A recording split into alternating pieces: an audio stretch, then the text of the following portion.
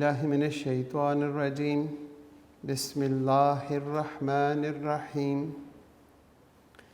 अल्लाह के पाक नाम से शुरू करते हैं जो बड़ा मेहरबान और नहायत रहम करने वाला है। यूनिक ग्रुप ऑफ इंस्टीट्यूशन की तरफ से ये ऑनलाइन लेक्चर्स अज़ीज़ तलबा व तालिबात आपकी तालीम और तरबियत के लिए आप तक प्रोवाइड किए जा रहे हैं। मैं हूँ प्रोफेसर राजा वाजिद अली। आप सब मुझसे स्टेटिस्टिक्स यानी शुमारियात पढ़ते हैं। हमारी क्लास सेकेंड ईयर है। हम चैप्टर नंबर 11 जिसका नाम sampling techniques and sampling distribution है, ये हम कर रहे हैं। इसमें एक्सरसाइज 11.2 कर रहे हैं और 11.2 में हम क्वेश्चन नंबर 4 का बी पार्ट कर रहे हैं। और मुझे अच्छी तरह याद है कि मैंने आपको क्वेश्चन नंबर 4 के ए पार्ट में कहा था कि उसमें मैं आपको कम्बिनेशन के साथ सैम्पल बनाना सिखाऊंगा। इंशाल्लाह ये क्वेश्चन कंप्लीट होने के बाद मैं आपको क्वेश्चन नंबर 4 और क्वेश्चन नंबर 5 दोनों क्वेश्चंस के कम्बिनेशन के साथ सिखाऊंगा। बेसिकली हमने परमुटेशन से ही करने हैं। तो क्वेश्चन नंबर 4 के बी पार्ट को सॉल्व करने से पहले हस्ब मामूल हम अपने लेक्चर का आगाज़ एक दुआ से करेंगे और दुआ है इल्म की। बिस्मिल्लाहिर्रहमानिर्रहीम।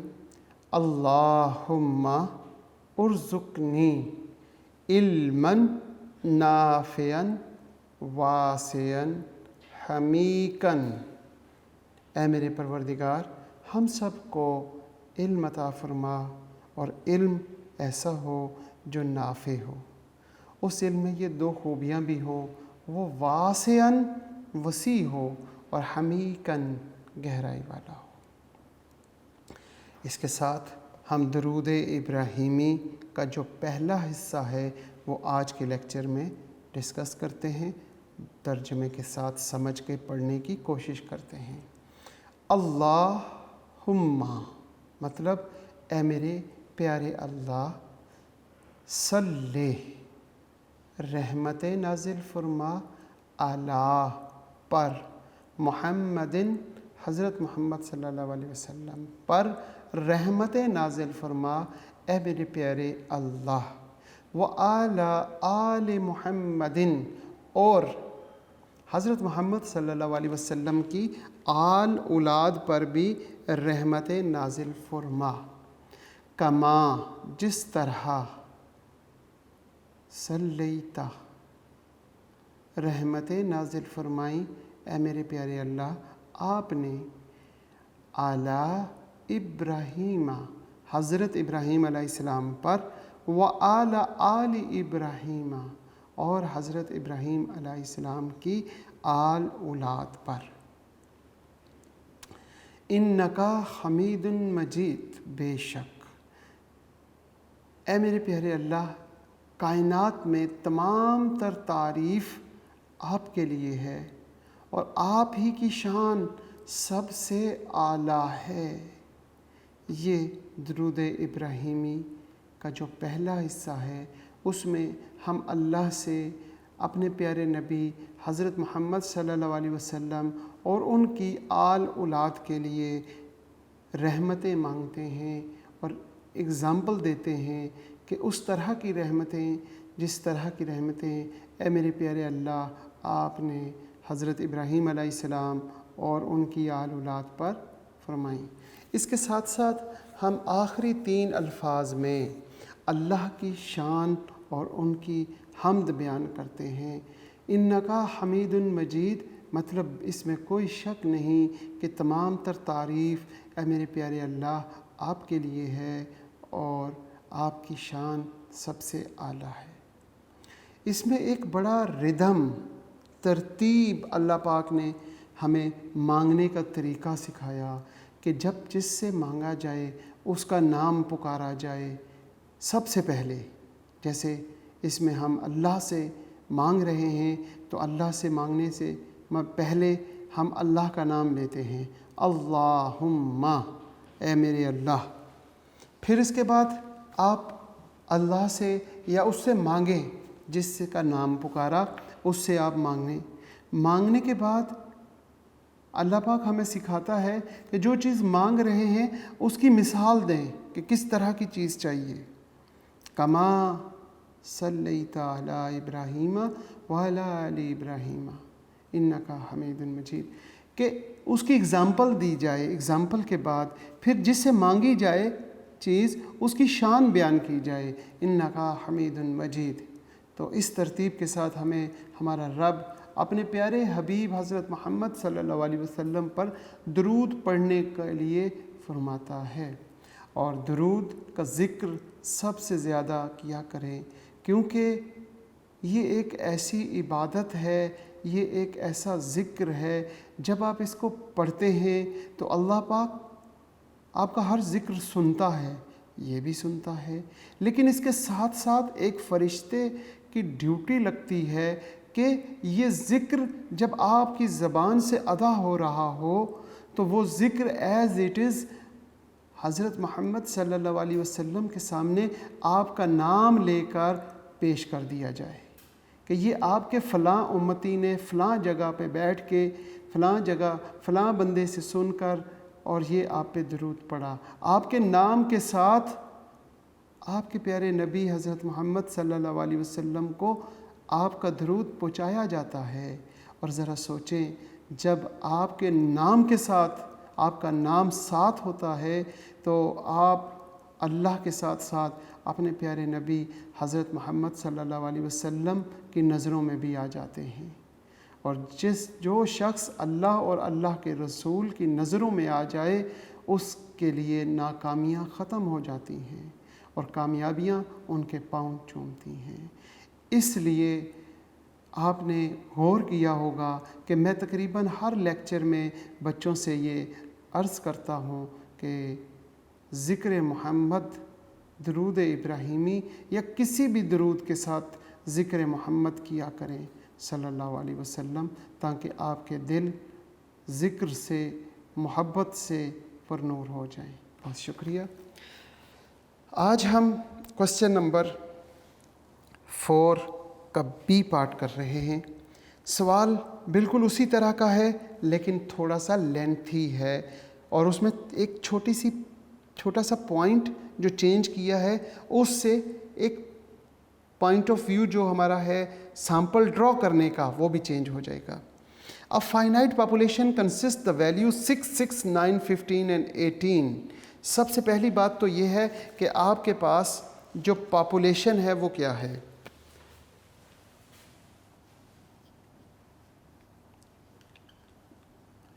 पॉपुलेशन 6, 6, 8, 6, 6, 9, 15 और 18 है।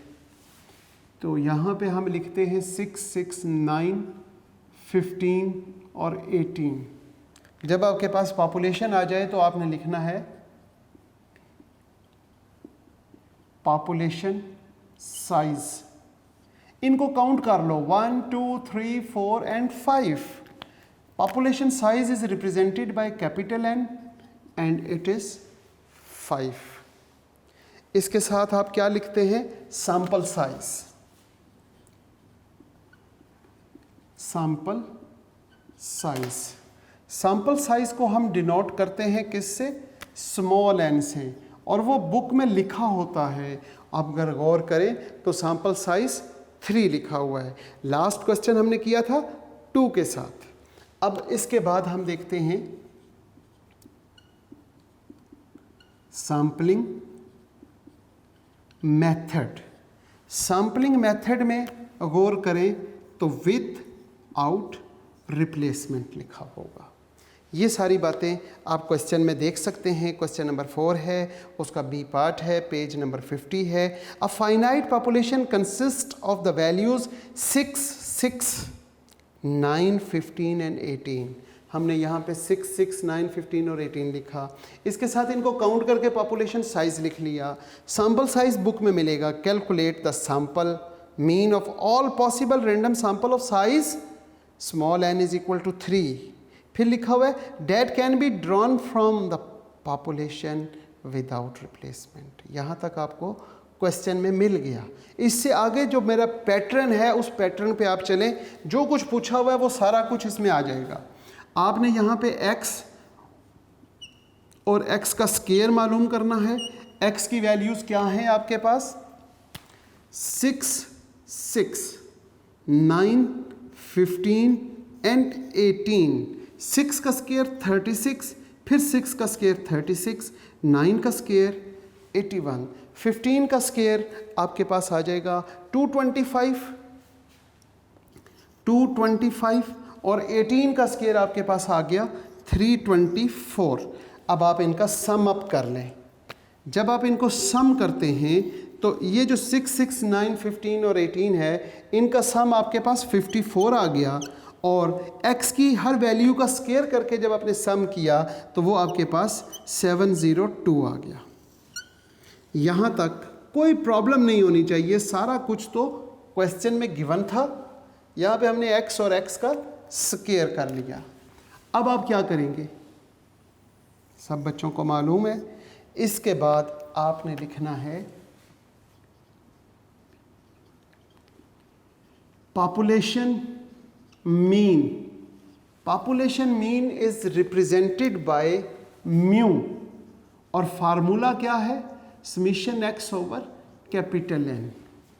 यहाँ पे स्मॉल n लिखने से सवाल गलत हो जाएगा। तो समीशन x आपके पास है 54, तो यहाँ पे आपने लिखा 54 ओवर 5। तो आप इसको डिवाइड करेंगे तो उम्मीद है कि 7.5 आया है। जब आपने इसको डिवाइड किया तो 10.8, यहाँ पे आपके पास 10.8 आ गया। पॉपुलेशन मीन के बाद अब आप मालूम करेंगे पॉपुलेशन वेरिएंस। और पॉपुलेशन वेरिएंस को डिनोट करते हैं सिग्मा स्क्वायर के साथ।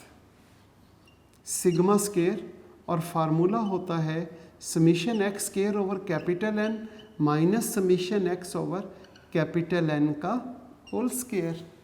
इसमें आप वैल्यूज़ पुट करें 702 dividing by 5 minus 54 dividing by 5 और उसका स्क्वायर। 702 को जब आप डिवाइड करते हैं 5 पे तो आपका आंसर आता है 140.5 और माइनस ये आपके पास 10.8 का स्क्वायर आ चुका है। अब आप 10.8 का जो स्क्वायर है वो लें और 140.4 से माइनस कर दें। आपके पास पॉपुलेशन वेरिएंस की वैल्यू आ जाएगी 23.76। ये वेरिएंस आ गया। इसके साथ ही आपने मालूम करना है पॉपुलेशन स्टैंडर्ड डेविएशन। जब पॉपुलेशन स्टैंडर्ड डेविएशन की बात करेंगे तो सिग्मा स्क्वायर नहीं होगा, फार्मूले पे अंडर रूट ले लेंगे। फार्मूला क्या है? Summation x square over capital N minus summation x over capital N का होल स्क्वायर। और इसमें जब आप ये एक स्टेप करेंगे, दूसरा और ये तीसरे स्टेप पे आपके पास अंडर रूट में आ जाएगा 23.76 और जब आप इसका अंडर रूट लेते हैं तो आपके पास 4.87 आ जाएगा, 4.872। ये तरतीब से सेम एज इट इज़ जितना भी काम है वो हम, चाहे वो विद रिप्लेसमेंट हो चाहे वो विदाउट रिप्लेसमेंट हो, यहाँ से लेके यहाँ तक एज इट इज़ करना है हर सवाल में।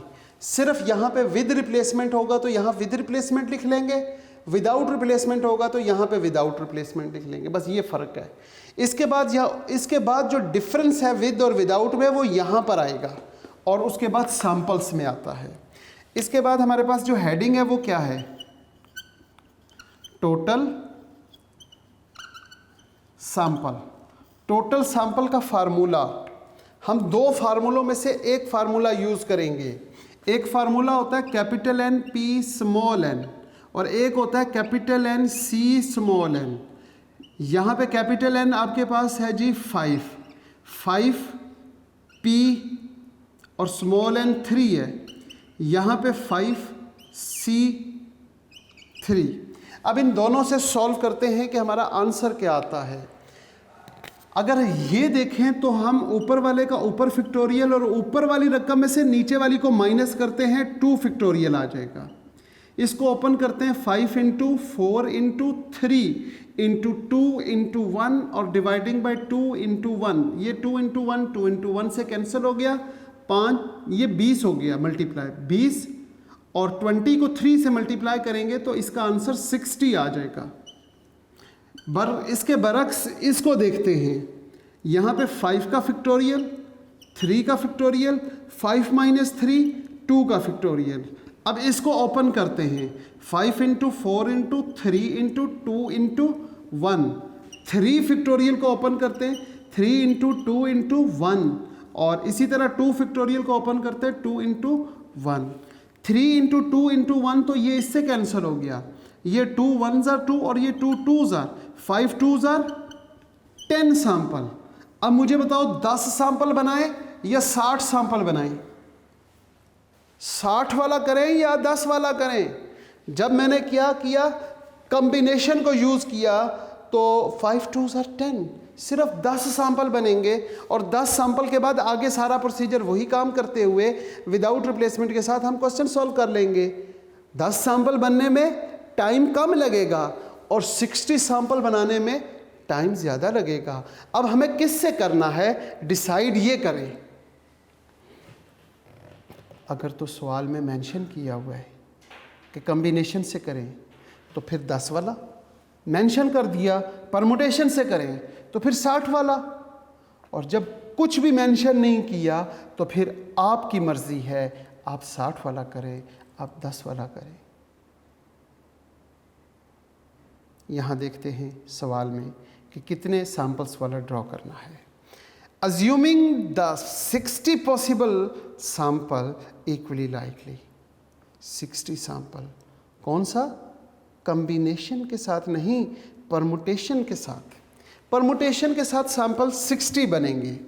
यहाँ पे हमारे पास फार्मूला कौन सा यूज़ करेंगे? Capital N P small N. यहाँ लिखेंगे 5p3 5p3 60। अब 60 सैंपल ड्रॉ करें और फिर उनका मीन मालूम करें। अच्छा खासा वक्त लगेगा, लेकिन अगर 10 सैंपल ड्रॉ करने होते तो वो आसान होता।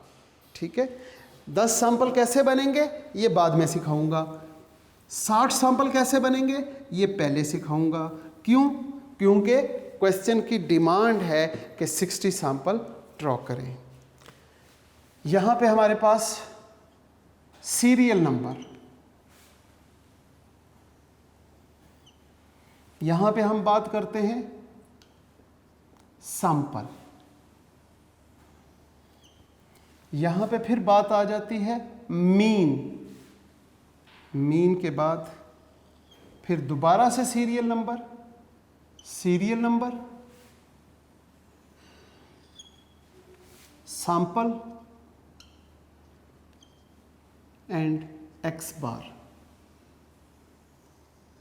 कोशिश करते हैं कि यहाँ तक कंप्लीट हो जाए हमारा किसी तरह।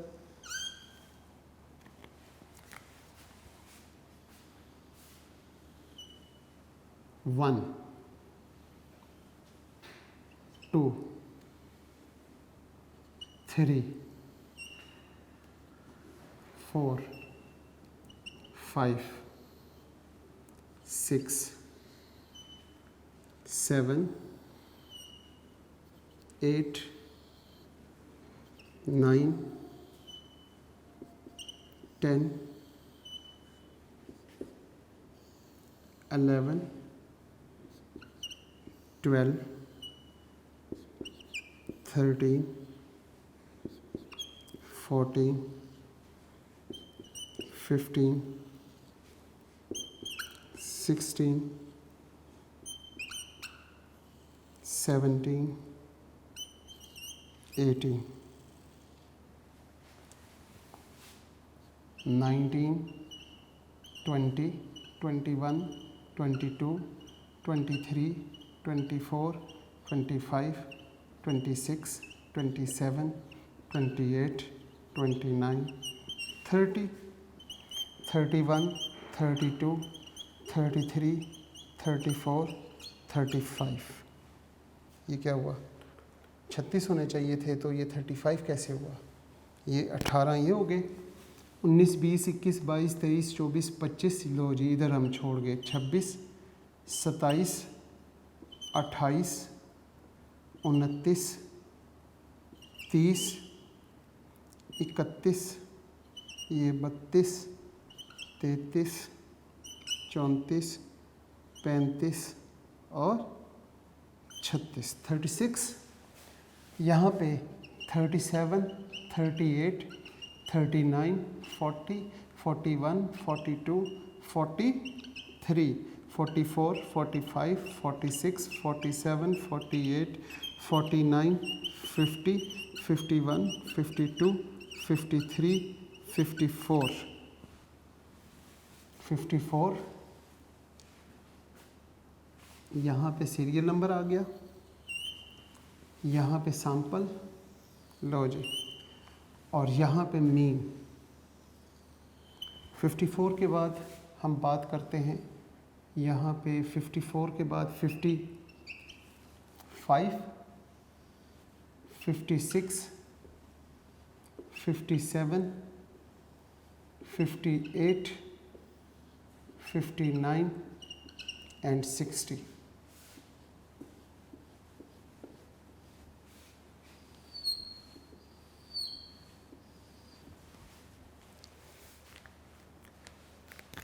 सीरियल नंबर,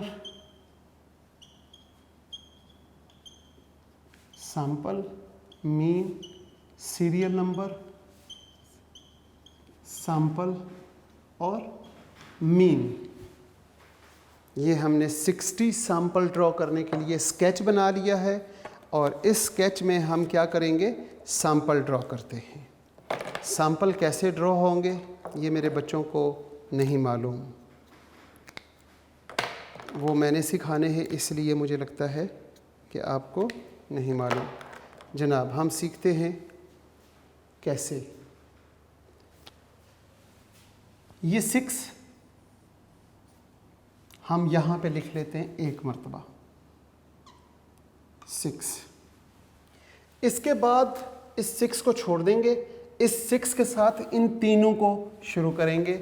यानी कि जो पहला 6 है वो मैंने छोड़ दिया है, बाकी 6, 9, 15 और 18। जो पहला 6 था वो मैंने यहाँ लिख लिया है, इसको मैं छोड़ देता हूँ, अब मैं इसको देखूंगा नहीं। इसके साथ मैं सैंपल साइज 2 का, जैसे हमने लास्ट क्वेश्चन में विदाउट रिप्लेसमेंट के साथ किया था, वो कैसे किया था?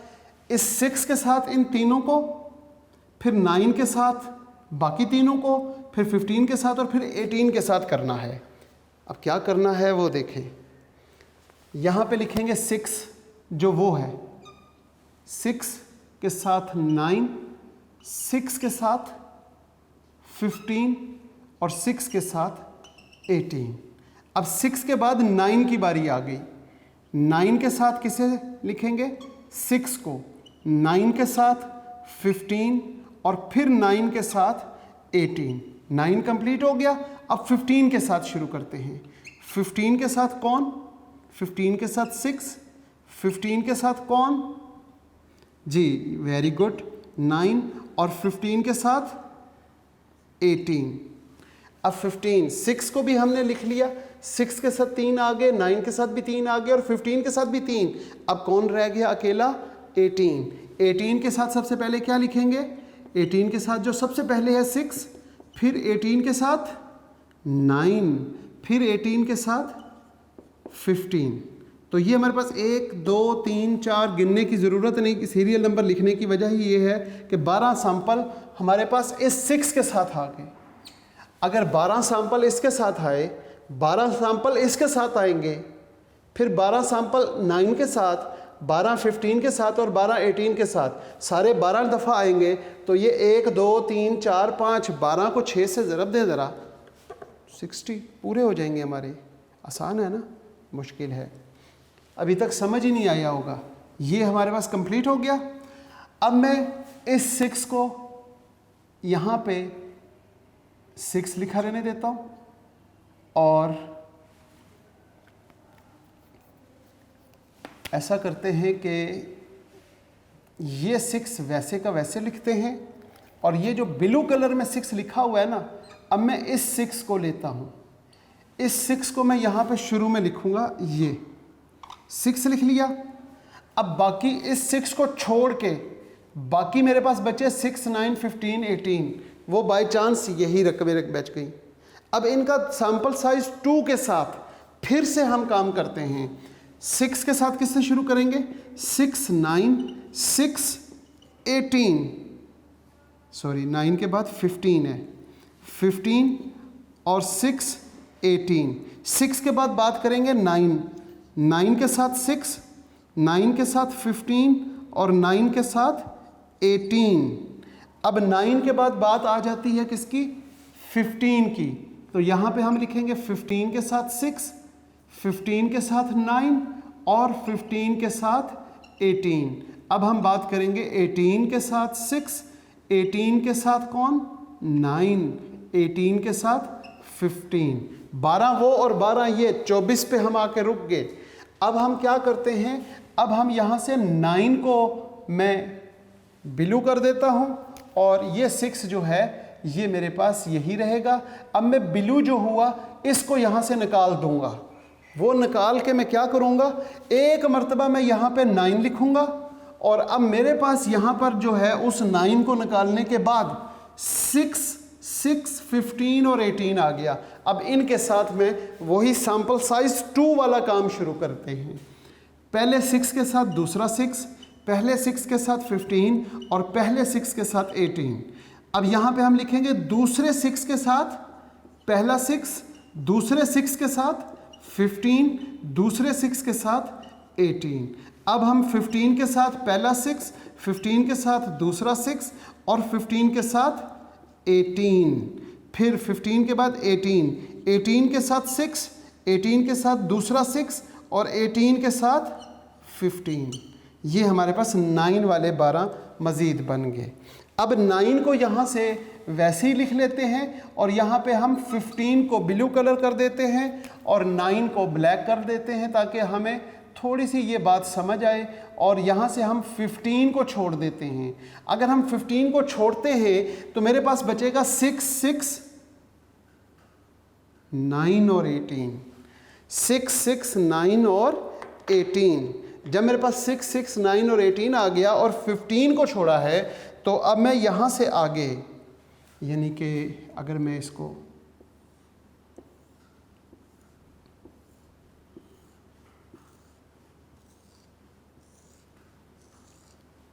जी ब्लू कलर में क्या है 15, हमने यहाँ पे 15 लिखा और फिर यहाँ पे आगे पहले 6 के साथ दूसरा 6, पहले 6 के साथ 9, पहले 6 के साथ 18, दूसरे 6 के साथ पहला 6, दूसरे 6 के साथ 9, दूसरे 6 के साथ 18।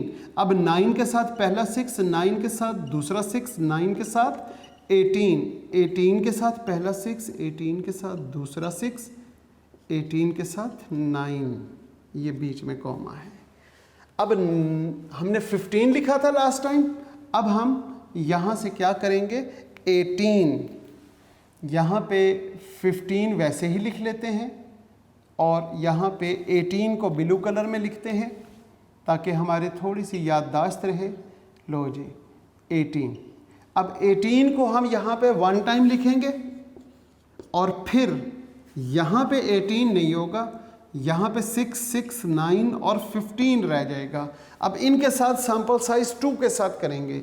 वो कैसे होगा जनाब? 6 के साथ पहला 6, 6 के साथ पहले 6 के साथ 9, पहले 6 के साथ 15। इसी तरीके से दूसरे 6 के साथ पहला 6, दूसरे 6 के साथ 9 और दूसरे 6 के साथ 15, दूसरे 6 के साथ। इसके बाद आ जाता है 9, 9 के साथ क्या लिखेंगे हम? पहला 6, 9 के साथ दूसरा 6, 9 के साथ 15। अब 15 के साथ पहला 6, 15 के साथ दूसरा 6 और 15 के साथ 9। अब जो पहली वैल्यू आपने लिखी थी और वो सिर्फ एक दफ़ा लिखी हुई है, उसको मज़ीद आगे बढ़ा दें। मसलन यहाँ पे पहला 6 है तो 6 6 6 एज इट इज़ बन जाएगा। मैं एक और तरीका भी समझाता हूँ उन बच्चों के लिए जिनको अभी तक ये मेथड समझ नहीं आया, और दुआ भी करूँगा कि अल्लाह करे कि दोनों में से कोई एक मेथड आपको समझ आ जाए। यहाँ पे 6 था तो इधर भी 6 आ जाएगा। ये जो मिसिंग हो गई थी तीसरे एक वैल्यू शुरू में हमने छोड़ दी थी ताकि बार बार ना लिखना पड़े। अब ये 9 शुरू हो रहा है तो यहाँ पे हमने सब के साथ 9 लिखना है। ये 9 9 और 9। यहाँ से ये 9 के बाद 15 शुरू हुआ था, याद है कि भूल गए हो? 15।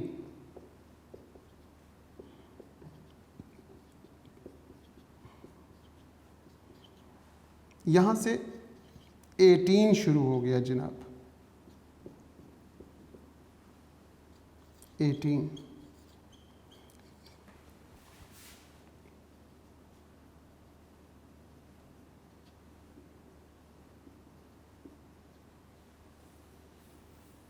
इसका एक और तरीका है, वो है ट्री डायग्राम। ट्री डायग्राम, उस तरीके से मैं थोड़ा सा कॉन्सेप्ट दूंगा आपको। आपके पास वैल्यूज़ क्या हैं? वेरी गुड, क्या हैं? 6 6 9 15 और 18। सैम्पल साइज 3 है। सैम्पल साइज कितना है? 3। आपने सबसे पहले ये वाला 6 लिख लिया, यहाँ पे 6 सुकून से पहला 6 लिखा। इसके साथ आपने अटैच करने हैं इन चारों को ट्री डायग्राम बनाते हुए। 6 6 6 सॉरी 6 के साथ पहले इस 6 के साथ अटैच करना है, फिर 9 के साथ, फिर 15 के साथ और फिर 18 के साथ। ये जो पहला 6 है इन चारों के साथ अटैच हो गया। अब जब इन चारों के साथ अटैच हो गया तो फिर आपने क्या करना है? अब हम बात करते हैं इस 6 की। ये 6 जो है ये इन 3 के साथ अटैच होगा, 9 15 और 18। ठीक होगी बात? अब ये 9 6 15 और 18 के साथ अटैच होगा। 6 15 और 18 के साथ अटैच हो गया।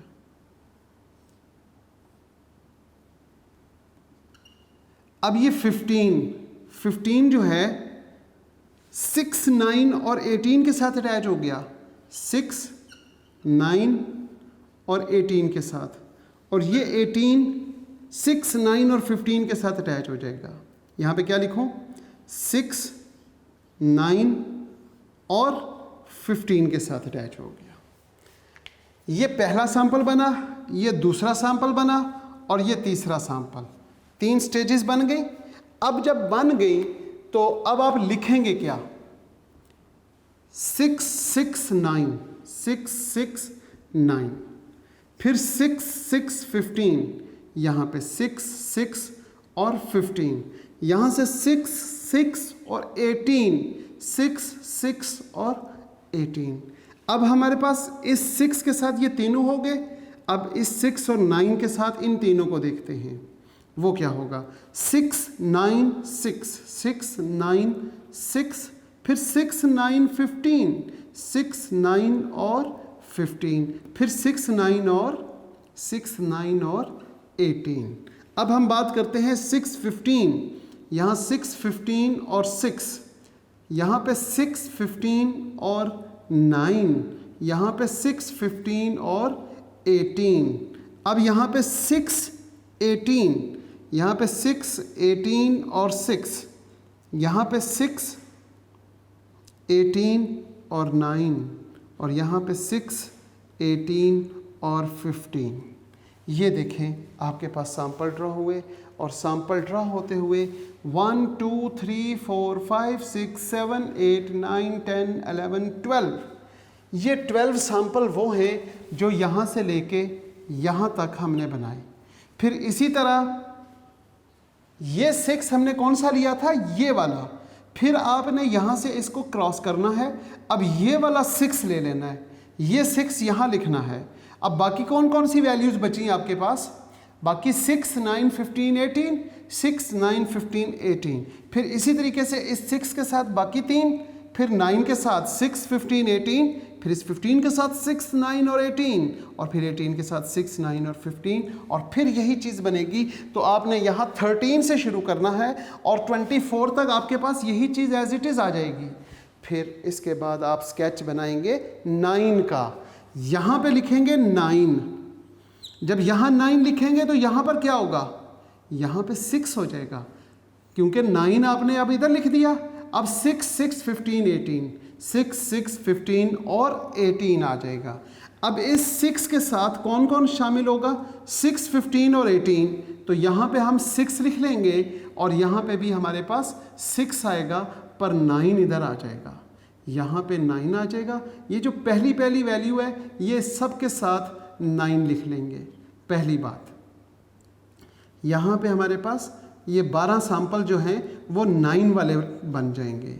यहाँ पे हमने 9 लिख लिया, ये 9 है, तो 9 6 6 वो लिख लिया, 9 6 15, 9 6 18। क्लियर होगी बात। अब यहाँ पे 9 6 6, तो यहाँ पर हमारे पास आ जाएगा 6, यहाँ पे हमारे पास आ गया 6, और यहाँ पे हमारे पास आ गया 6। देखिए जी, 9 6 6, 9 6 15, 9 6 18, यहाँ तक कंप्लीट हो गया। अब यहाँ पे 9 15, यहाँ पे 9, ठीक है, यहाँ पे हमारे पास आ गया 15 और ये 6, ये देख लें, 9 15 9, 9 15 18, फिर 9 18 6 9। ये यहाँ पे एक गलती है, यहाँ पे 6 आएगा और यहाँ पे 6 आएगा, इधर भी 6 आ जाएगा और इधर भी 6 आ जाएगा, बाकी कंप्लीट सही हो जाएगा और वो आप यहाँ पे कंप्लीट कर लेंगे। ये इसका दूसरा तरीका था विदाउट रिप्लेसमेंट के साथ, परमुटेशन के साथ। एक तो मैंने ये डायरेक्ट सिखाया, एक मैंने आपको ट्री डायग्राम के साथ सिखाया, और बहुत से बच्चों को दोनों ही नहीं समझ आए होंगे। क्या आगे? चलें जी, अच्छी बात है। जिन बच्चों को समझ आ गए हैं और जिन्हें नहीं समझ आए वो प्रैक्टिस करें मज़ीद, और कोई प्रॉब्लम हो वो आप मुझे फ़ोन नंबर, क्योंकि मेरे लेक्चर के नीचे लिखा हुआ होता है, आप किसी भी वक्त या जो उसमें टाइमिंग लिखी हुई है उस टाइमिंग में आप मुझे फ़ोन करके अपनी प्रॉब्लम्स को डिस्कस भी कर सकते हैं। इस उम्मीद के साथ आज के लेक्चर को हम यहीं पे इख्तिताम करते हैं कि नेक्स्ट लेक्चर में हम इस क्वेश्चन को यहीं से स्टार्ट करेंगे, इनके मीन कैसे मालूम करेंगे, फिर आगे इनकी डिस्ट्रीब्यूशन, और इसको कंप्लीट करेंगे नेक्स्ट लेक्चर में। इस दुआ के साथ आज के लेक्चर का इख्तिताम करते हैं कि मेरे प्यारे अल्लाह, मेरे बच्चे जहाँ पे रहें खुश रहें, सलामत रहें, ईमान वाली और सेहत वाली ज़िंदगी अल्लाह पाक आपको अता करे, वालदैन का साया ताहयात कायम रखे, उस्तादज़ा का और वालदैन की इताअत और फरमाबरदारी की तौफ़ीक अता फ़रमाए, और इसके साथ साथ जब वक्त आखिर आ जाए तो प्यारे अल्लाह हमारी ज़बानों पे कलमा तैयब जारी फरमा दीजिएगा, ताकि हमारा ख़ात्मा भी ईमान के साथ हो सके। आमीन। अल्लाह हाफ़िज़।